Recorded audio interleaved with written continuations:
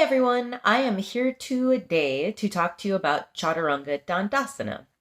Now, Chaturanga Dandasana is a posture that you will see mainly in Vinyasa flow, and Vinyasa flow is the most popular style of yoga in the Western world today. So you'll probably see this a lot if you live in the Western world and you're practicing yoga. So what is this posture and why do we do it, and what are some modifications to take if the full posture is not possible? Well, first of all, Chaturanga Dandasana is only two postures. It's often misconstrued that Chaturanga Dandasana is four postures, but it is really only two postures. It is high plank to low plank. Chaturanga Dandasana, the Sanskrit, translates to English as four-limbed staff pose.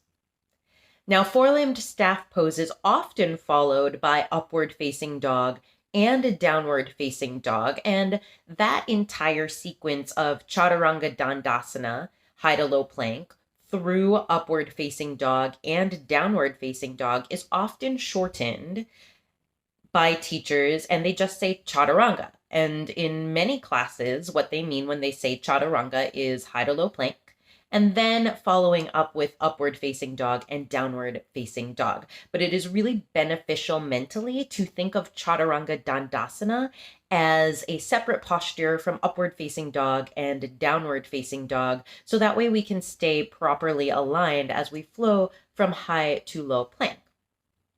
Now this posture, the reason we do this posture is it is a great strengthener for your wrists, your shoulders, and your arms, as well as your core.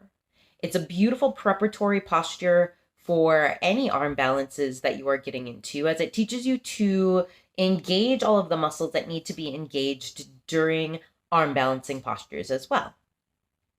Some modifications that can be taken when you are doing Chaturanga Dandasana. Okay, so first of all, I want to say that if you have any wrist or shoulder or arm injuries, probably not the best practice to take Chaturanga Dandasana. I actually myself have been injured and have various injuries throughout my body for the past about 2 years. So I actually do not take Chaturanga Dandasana in my practice anymore. And while I do miss it, I usually either skip it altogether or take these modifications that I will tell you about right now. So the first modification that you can take instead of Chaturanga Dandasana is simply holding your plank. Holding your plank engages all of the muscles in your body, and it helps to strengthen your stabilizer muscles as well.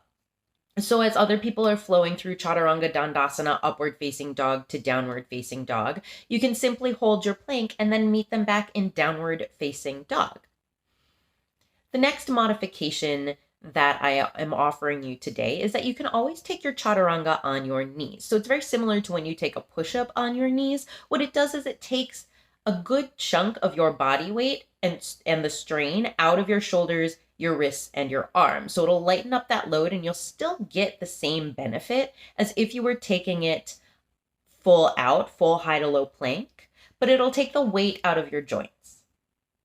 And that's Chaturanga Dandasana. If you have any questions, please leave them below.